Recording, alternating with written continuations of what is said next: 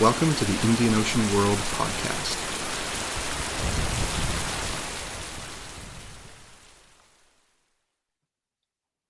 Hello, and welcome to the Indian Ocean World podcast. My name is Philip Gooding, a postdoctoral fellow at the Indian Ocean World Centre at McGill University.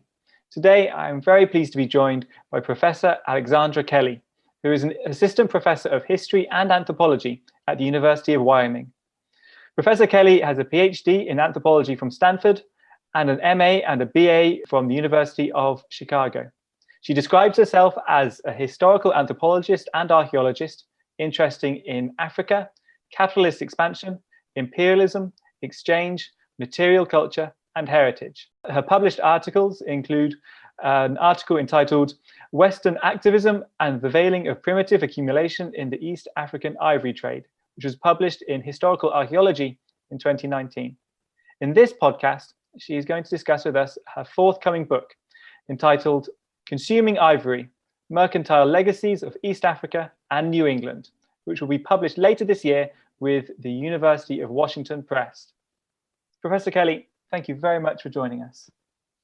Thank you very much for having me here today. Okay, so I really want to start off very wide in this question. What is your book about? What are its inspirations?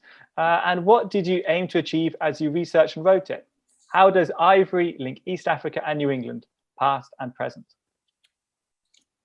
So I think that I'll start with an overview of what I was trying to do with this book, and then maybe talk a little bit about how it came about. But the aim is to produce an interdisciplinary approach that's tacking between anthropology and archaeology and history, and tracing the way that the circulation of ivory is wound up in global and historical narratives about Africa's cultural and natural heritage. And so I'm trying to, in archaeology, there's this post-processual moment that happens in the 1980s, and that moment sort of produces two tracks. One is a focus on material culture and materiality theory, and how we can use objects from the past to think about identity and power and agency and all of these things in the past, and do a more subjective, nuanced production of the past. But then the second trajectory is sort of what we know as critical heritage studies. And so that's thinking about what role objects have in the contemporary, in contemporary politics, like what work is the past doing in the present, and how is archaeology used in these contemporary political projects. And I ended up sort of on that track just because of my advisors at Stanford University, were Lynn Meskel and Ian Hodder, who are both big figures in this post-processual movement and critical heritage studies and materiality theory and so on. But I think that a lot of anthropologists, or archaeologists rather, tend to take one track or the other. And I didn't really set out deliberately trying to do both, but the way that when I ended up stumbling upon the ivory trade and was thinking about the significance that ivory has both in the past and the present, it just really synced well with that dual aim of post-processual archaeology. But it was kind of ironic because as an undergrad, I was doing Near Eastern archaeology, and I was, in the anthropology department at the University of Chicago, and taking a lot of classes at the Oriental Institute. And it was in that context that I sort of got introduced to the Indian Ocean, and this idea of the Indian Ocean being this pre-modern world system, and the globalization and cosmopolitanism and so on. And then I was supposed to do a field school in Egypt that got canceled after 9/11. And I ended up doing a field school or study abroad program in Tanzania instead. And so I had, done some Swahili and Arabic, and did this field school in Tanzania, which was absolutely incredible because we took like 8 weeks of courses at the University of Dar, and then we were doing research and camping in the Serengeti, and then we went back to Dar and did homestays. And so it was, a pretty elaborate field school experience. But when I ended up getting into the anthropology program at Stanford, they have a very strong Africanist present in the anthro program. And so it just made sense to sort of look at the Indian Ocean from an African perspective. And so things sort of unfolded from there. So I originally thought that I would look at the indigenous appropriation of Western commodities, sort of in the vein that Jeremy Prestholt has done, and Pedro Mercado and Karen Palaver. And so I was, looking at 19th century trade routes, and I was really lucky to get involved in Paul Lane's HEOL project, which was Historical Ecologies of East African Landscapes, when he was at York, and I believe he's just now newly at Cambridge. But when he was focusing on the ivory trade and had a bunch of PhDs working on different aspects of the ivory trade, and had sort of suggested that the symbolic dimension of the ivory trade and ivory consumption would be, something that I could contribute to that project. And he had another grad student, Ashley Kutu, who was doing the isotopic analysis of ivory, and the symbolic stuff ended up being like too much. And so I sort of said, okay, I'll look at that. And then I was back in Connecticut, because I'm from Connecticut, and I thought to visit this town, Ivoryton, which is just a few miles away from where I grew up. But I knew of, there's a famous theater there where Katharine Hepburn got her start, and sort of the seasonal playhouse. But I didn't really know anything about it except that. And I had never thought about why it was called Ivoryton. So I went there one day when I was on winter break, and I was just shocked because the entire town is covered in elephants. There's elephants on every sign. And if you go into the Ivoryton Library, there's this case of ivory objects sitting in the back of the reading room, and elephants all over the library. And so I just was super surprised to see this, the symbols of Africa like being displayed so prominently in this little town in Connecticut. And it was ironic that, as somebody that always did research so far away, that I would find this kind of anchor to what I was looking to do, really close to where I had grown up. But I ended up doing some research at the Ivoryton Library, and I wanted to use this collection of ivory objects as sort of an anchor for thinking about these mercantile relationships that existed between New England and East Africa. But the sort of short version of the history is that the Salem merchants in Massachusetts were getting outcompeted by Boston and New York in like China and India, and were looking for a niche market. And they have been doing some like hide trading in Madagascar, and sort of hopping up and down the East African coast and trading in Aden. And then at the same time, the Sultan of Oman had been getting more involved in the East African coast, and then moves the capital of the Omani Empire from Muscat to Zanzibar. And so there was this kind of convergence of global ambitions with the Omanis and the Americans on Zanzibar. And it was, the fact that the Americans were the first to establish a consulate on Zanzibar is sort of surprising when we think about the way that that history is narrated, and that, the British and the Germans and other European powers are the ones that colonized that region. We don't really think about Americans having an early history there. But the Salem merchants were, one of the objects coming out of East Africa was ivory. And so they were looking for ways to process that. And the Connecticut River Valley had sort of developed its own industry using water power driven factories. And one of the industries they were doing was cutting bone combs. And so I'm not exactly sure what that link looked like, but it seems like the Salem merchants, deliberately were investing in manufacturing in New England. And one of the ventures that they invested in was ivory cutting in the Connecticut River valleys. And so in Ivoryton, there were two competing ivory cutting companies. One was actually in a nearby town called Deep River, but they were cutting piano key veneers and a bunch of other, Victorian bric-a-brac. And in the 90s, they spearheaded this heritage program called The Town That Elephants Built. And so I was just super fascinated why this little town in Connecticut was sort of, doing this whole heritage project that connected itself to East Africa. So it was about resurrecting industrial, sort of celebrating the industrial heritage of that area, but also recognizing New England complicity in the 19th century slave trade in East Africa, because it was believed that slaves were being conscripted in the East African interior to be carried to the, carry the ivory to the coast, and then they were being sold into the slave trade, which is actually somewhat historically inaccurate, but that's, the really big idea behind this heritage program. And then the third prong of the heritage program was recognizing New England complicity in contemporary extinction of elephant populations in East Africa. And so I just saw a ton of work being done here with this, these ivory objects in the library bookcase as sort of an anchor of sorts, but narratives about New England and Africa and Western representations of Africa and how heavily elephants and ivory figure in those representations. And in all of these narratives, Africa is produced as a place where that in need of saving.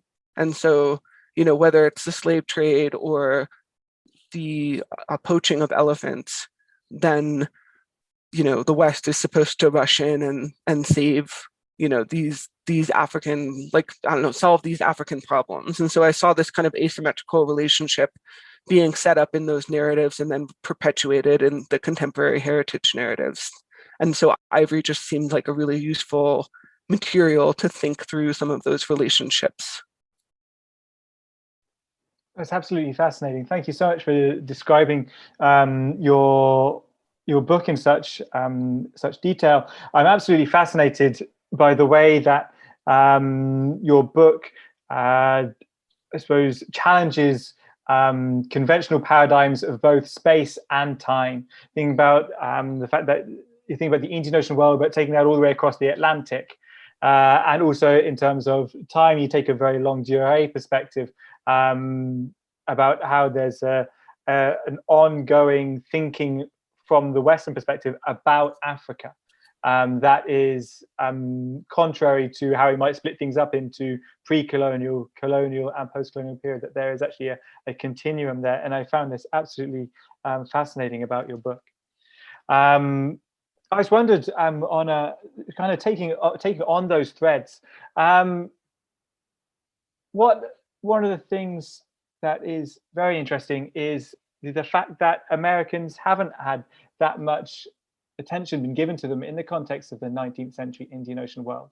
And I wondered what happens if you do center Americans in it, or not so much center, or if you give them more of a place. I think most of the time when we're thinking about the 19th century, as you said, we think about the British, the French, and I suppose to a lesser degree the Germans, in terms of outsiders coming in. What happens if you center Americans instead, or as well as in this context? I think my first reaction is that it was definitely I was definitely disappointed that by following the ivory, I was led out of Africa. So I wasn't looking at indigenous appropriation of Western commodities anymore, but I was also doubly disappointed that following the ivory also kind of led me out of the Indian Ocean. But I do think that, I think that there is something really interesting about thinking about the American history in the Indian Ocean, and particularly when we follow it into the present.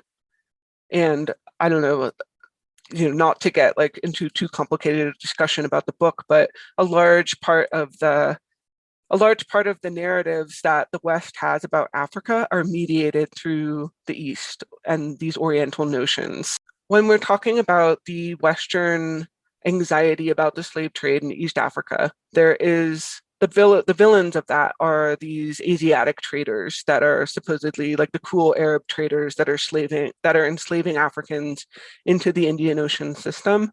And then when we talk about the contemporary anxieties about elephant extinction in East Africa, the villains of that saga are sometimes African poachers, but are often these East Asian traders and people that are trading in ivory, and the ivory queens and kings and so on. And the villain is also Asian consumption of ivory, because the perception is that Westerners are not consuming ivory anymore, even though that's not exactly true.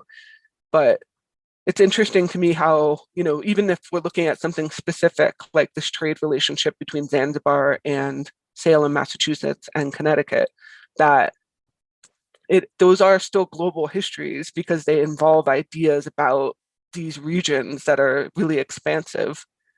So I'm not sure if that exactly answers the question about Americans in the Indian Ocean, but I think it points to, ways that we can think about these histories being global and in different ways than we've necessarily thought of before.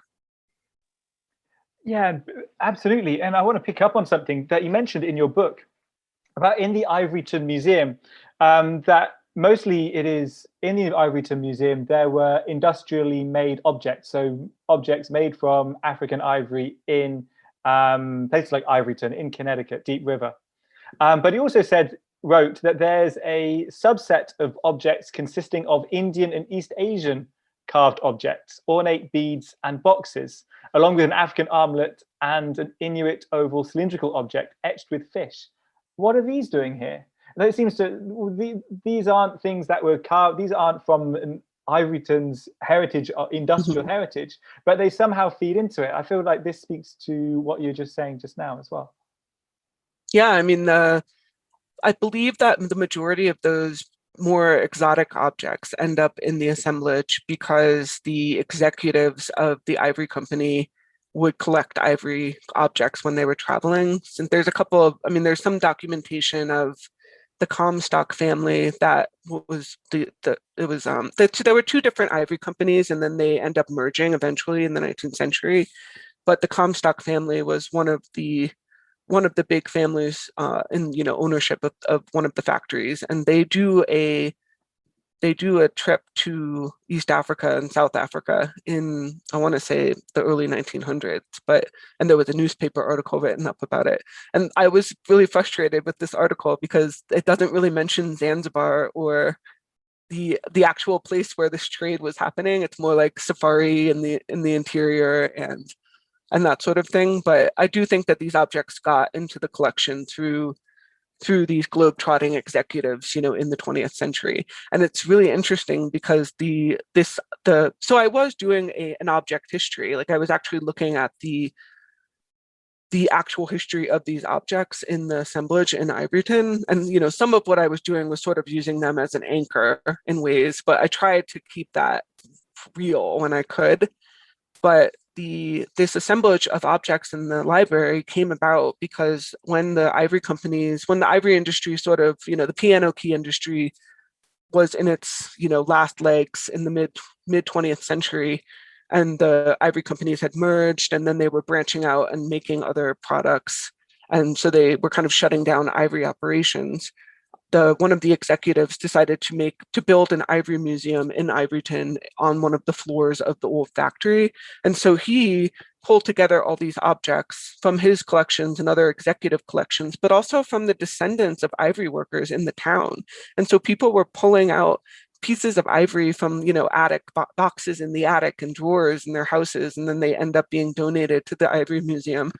And then the Ivory Museum itself shut down, I think in 79 or maybe early 80s, and then the objects sort of dissipated again. And with this heritage program in the 1990s, the objects started kind of coming out of the woodwork again. And the librarian that spearheaded the heritage project her name was Robbie Storms. And I think the whole thing was started because she found some objects and paraphernalia associated with the ivory cutting factories in the basement of the library. But it was, I was really interested in this sort of waxing and waning of these ivory objects and how they were coming together and then disassembling and then assembling again. And every time they assembled, there was like new narratives being produced about the ivory industry and Africa and elephants and so on. So yeah, in terms of these new narratives, or narratives about ivory and Ivoryton re-emerge in the 1990s. In what ways were they different from the Ivory Museum that I suppose closed in 79? What sparks this? Is it the new narratives inspired by, I suppose, conservation narratives? I think the librarian that spearheaded the heritage program, Robbie Storms, had formerly been a high school English teacher. And so when she found these ivory objects and the archives associated with the factories in the Ivoryton Library, she thought of Joseph Conrad's Heart of Darkness. And at the same time in Connecticut, there was a series, like in 2002, there was a series of articles published in the Hartford Courant that was later assembled as a book called Complicity, How the North Promoted, Prolonged, and Profited from Slavery. And so, it was about how like Northern industrialism was using slave-picked cotton, or Northern rum making was using slave-produced sugar. And one of the chapters was about the piano industry and how the cutting of all of this African ivory was associated with the slaughter of, thousands or millions of East African slaves. And so I think it was just in this moment that she found the objects that it's the thing at the time. The thing to do was to recognize, the industrial complicity in and involvement in the slave trade. And so the heritage narrative that came out of the 1990s was much more ethically situated than the sort of celebration of industrial heritage that was associated with the Ivory Museum. Yeah, and it really came out of the mid-90s were a kind of, I suppose, a seminal moment in this whole slave histories and slave heritage and slave tourism, as you point out in your book, with the development of UNESCO's slave heritage program as well. So I imagine it really taps into that. But I want to quiz you something related to that as well. Is that something that you bring out in your book? And actually also I've mentioned in my own research, and you tap into Stephen Rockall's as well, is about the historical inaccuracies related to slavery and the slave trade and its intermingling with the ivory trade in 19th century East Africa. Perhaps maybe for our listeners, you could just maybe briefly explain what those inaccuracies are. But then also, could you tell us, in your view, why do you think those inaccuracies persist in popular memories, not just in America, but also in East Africa?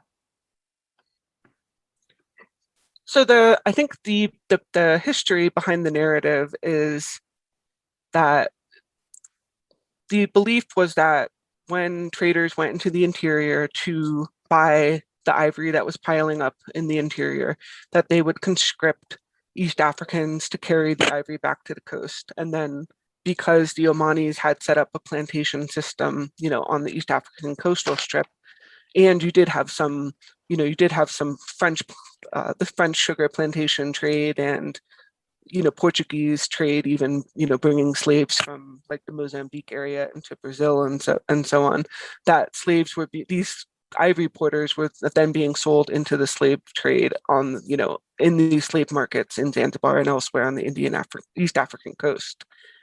And I think that this was something that I felt like I had to be really careful dealing with in my book, because I didn't want to suggest that there wasn't a robust slave trade and that there weren't slave markets in East Africa, because there was and there were.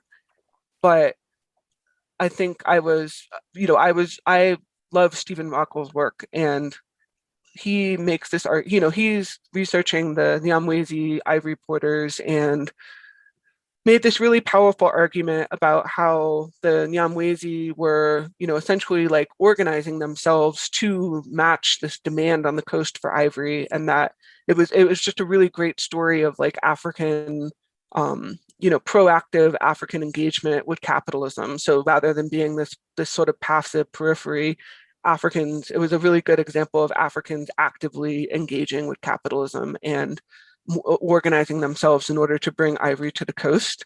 And, he talks about how it was an early labor culture that's akin to, the railroad workers and sailors. And so we can talk about capitalism actually being negotiated and formed in, this East African context. And so I was really influenced by his arguments, and it just seemed like there was something going on with the constant vilification of Asiatic actors in East Africa. I think Edward Alpers has talked about this quite a bit as well, with the Yao and the Kamba. A number of East African historians have highlighted certain interior groups that did actively engage with the ivory trade. And I just wanted to make, I was always going about this with the aim of trying to rewrite and challenge some of these narratives about capitalist engagement in East Africa and colonialism and so on. And so I just was thinking a lot about, because I was thinking about heritage, because of my archaeology background, I was thinking about the way the tourism is narrated in East Africa, and so much of the tourism that is associated with the slave trade, it does conflate the ivory and slave trades. And so I knew that there were East African historians that had made, pretty strong arguments for these two trades being separate. And I was interested in sort of watching how that played out in contemporary tourist narratives. So there's another East African historian named Stephen Fabian who talks about this conflation of ivory and slave trades in Bagamoyo. And I remembered being an undergrad doing my study abroad in Tanzania and going on a tour of Bagamoyo with a professor from the University of Dar and our Swahili professor. And he was telling us about how Bagamoyo means, like literally in Swahili, means to throw your heart down, and that it was, associated with the slave trade and the despair that people would feel upon reaching the coast. And then, Fabian in his article talks about how there's like a pre-slavery context for Bagamoyo, which is like throw your heart up, and it's about the elation of caravan traders reaching the coast. And there's a Catholic museum in Bagamoyo that has really sort of highlighted the slave trade and its role in emancipating slaves. And so it just seemed like there was a lot of work going on there in terms of European institutions narrating this in a way that justifies colonialism and capitalist expansion and so on. But there's also a lot of narratives associated with caves on the East African coast, and the idea that slaves were hidden in these caves after the slave trade was abolished and then were snuck out into ships at night. And so that's something that's commonly narrated. When I was in Pangani, people talked about, so Pangani is the terminus of the northern caravan route, and there's a riverfront full of Omani and Indian houses. And the rumors were that these houses had subterranean, basements where slaves were supposedly hidden, and then they would be, at nighttime, they would be secreted out and shipped off. And so it just, this narrative's like really pervasive in East African slavery tourism. And I think on one hand, there is a robust slave trade, and I think there's an importance to highlighting that slave trade and commemorating it, and like the slave routes projects and like the UNESCO intangible heritage projects. And so I think that that's really important, and I never want to downplay, the fact that history exists and Europeans are, 100% complicit in it. But what happens when we conflate the ivory and the slave trades? And what happens is that we erase this whole history of active African engagement with capitalism and, like savvy negotiation with colonial agents and imperial agents. And so I feel like it's important to highlight that though there was a slave trade and it was, atrocious, that's a separate history from the ivory trade history, which is a really powerful narrative of, active agency on the part of, East African actors. To what do you attribute like the erasure up to now of the ivory trade in heritage discourse? When we're thinking about connections between America and East Africa, why has it always focused on slavery and slave trades up to now? I guess it seems like, capitalist logic and now neoliberal logic want to produce Africa as a place that's in need of saving in order to justify continued Western intervention. And so, in these narratives, Africa is simplified as like a passive victim, and Asia is often depicted as, a corrupt like influence in some way, and the Western world is positioned as like the white savior. And so I think that this sort of triad plays out in a lot of narratives, and it's used to justify further interference. Yeah, I couldn't agree more. I think that's a very persuasive argument. And thank you for sharing it.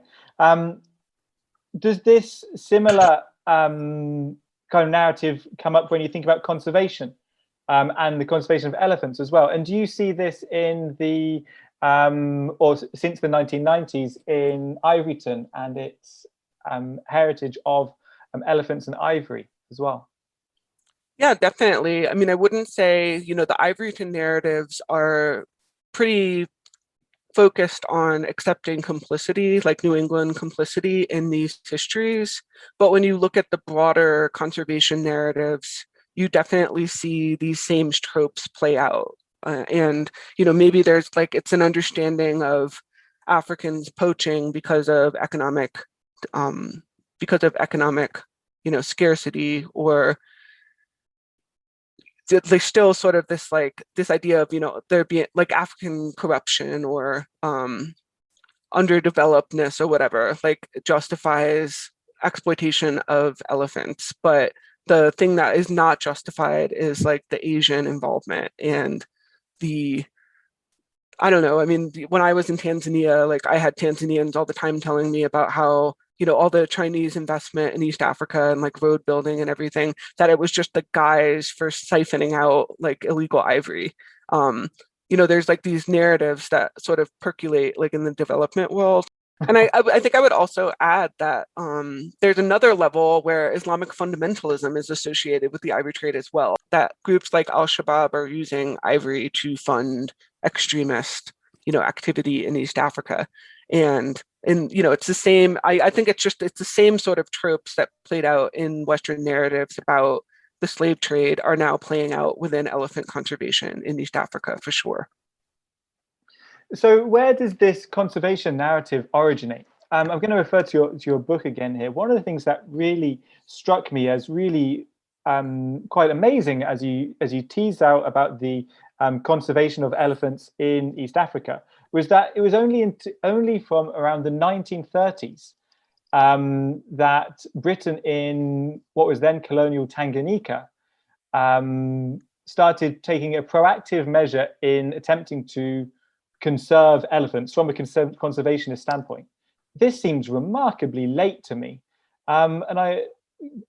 European conservationist ideas related to the Indian Ocean world originate centuries before this, and also news of elephants' destruction in East Africa have been reaching the British public since the mid-19th century, since Richard Burton, David Livingstone's reports.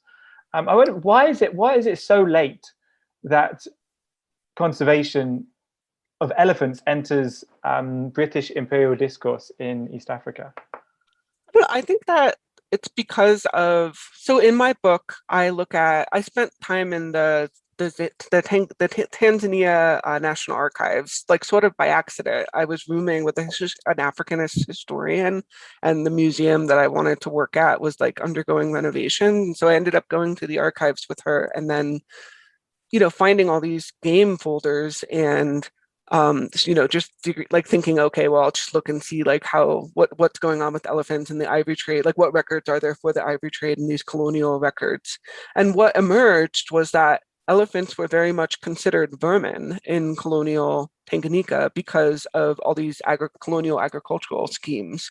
And so the majority of the early archives are about various colonial administrators and rangers and, various Western hunters asking for permission to keep the ivory that they shot without a permit somewhere in the East African interior, because local villagers were pleading with them to kill these Shamba raiders.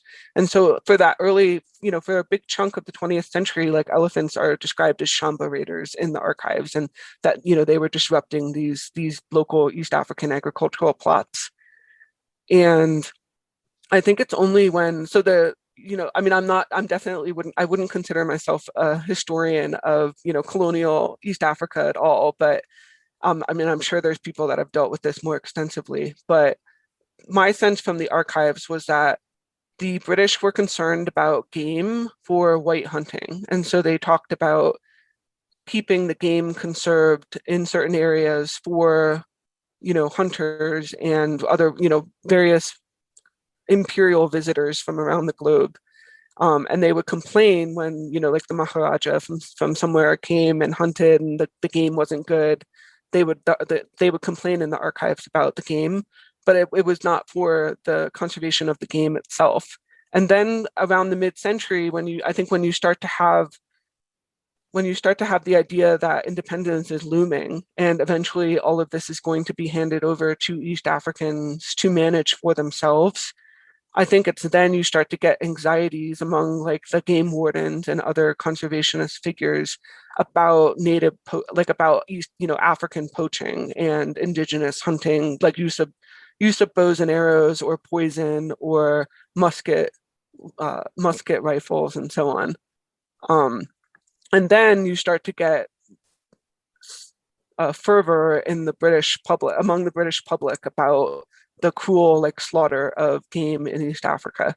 But it doesn't seem like it's really until the 60s when the game department is being transferred to East African administrators that the narrative is really about conserving wildlife for wildlife's sake. And I think it's because of anxieties about that it's about anxieties of African self-rule on the part of Western figures.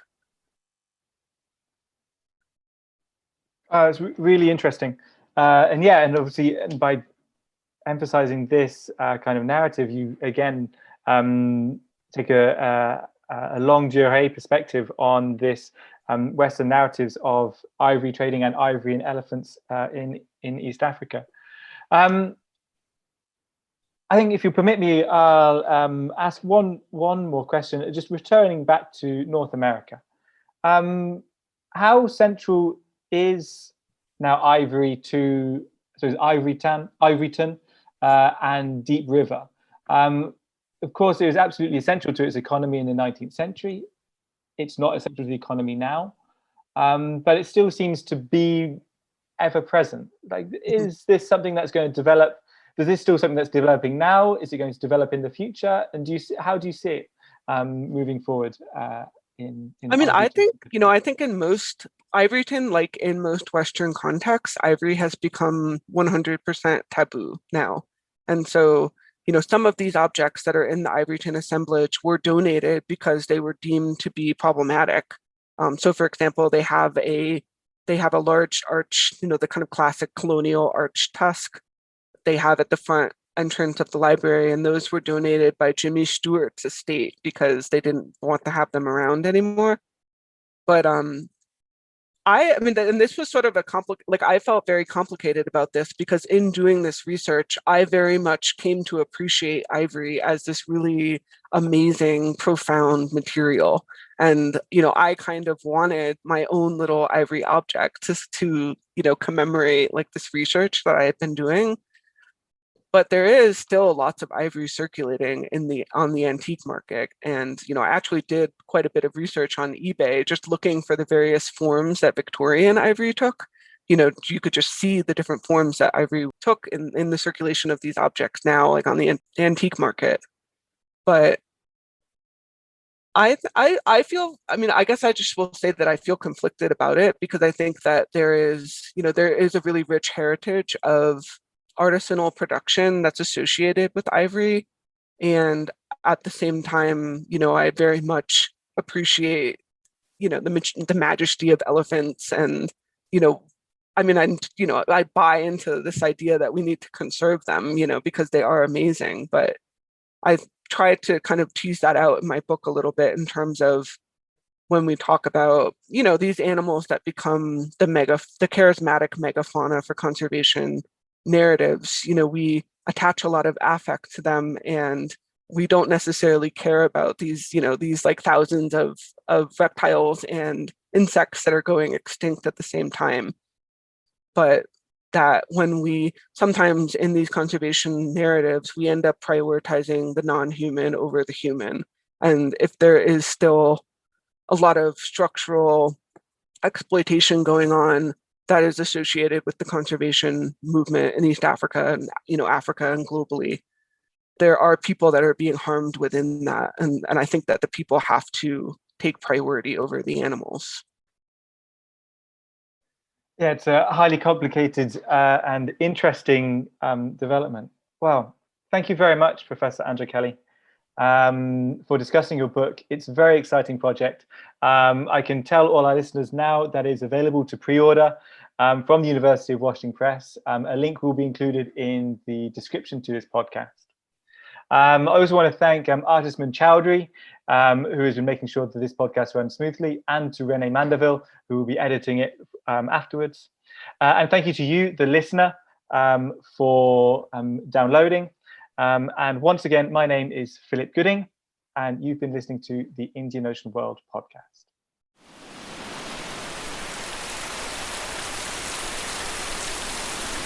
The Indian Ocean World podcast would like to acknowledge the generous support of the Social Sciences and Humanities Research Council of Canada.